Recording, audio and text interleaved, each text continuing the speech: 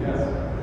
Good evening, council members. My name is Brophy. I'm a resident of Warwick. I actually live just down the street from this building, just off of Centerville. I'm a constituent of Mr. Gebhardt, who was previously very patient with me during the phone conversation, for which I thank him, and also sorry.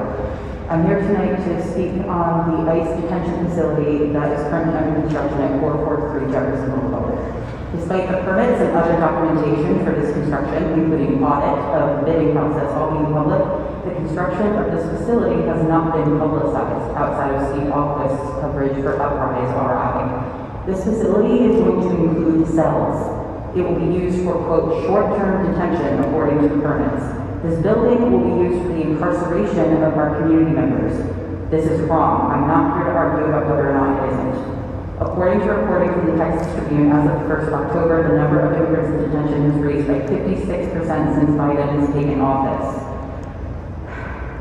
We are on pace to return to the numbers of incarceration under the Trump administration, which hit 38,000 prior to COVID. All this while on December 2nd, the New York Times reported that we, Rhode Island, are once again the state with the highest levels of transmission in the nation by percentage. At the best of times, we should not be locking people up and deporting them, but confining people in close quarters during a global pandemic that's far from over is a recipe for mass death. 75% of ICE detainees have no criminal record, especially Gary, when according to Syracuse University's Transactional Records Access Clearinghouse, ICE classifies a person as a convicted criminal for as little as not keeping a dog on a leash. I would even go as far as to argue that criminal records do not release us from the responsibility of caring for the safety and health of our neighbors. ICE, which is an agency younger than I am, does not care about people in prisons. ICE and the Customs and Border Patrol Agency regularly engage in brutality against undocumented immigrants.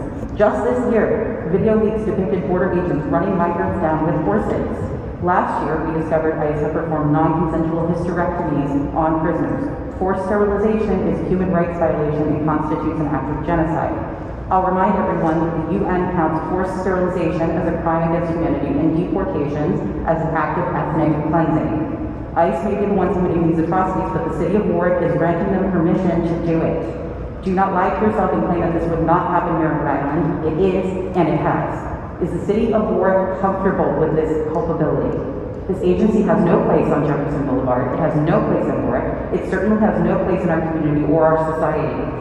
I'm calling on my city council to rescind permits, to refuse any certificates of occupancy, to forbid detention capacity. In other words, to take every measure available to stop construction of this facility. Following that, there needs to be legislation introduced to eradicate the presence of ICE and CBP from Warwick. That building is only the second office on Jefferson Boulevard participating in human rights abuses. There should be none. Thank you.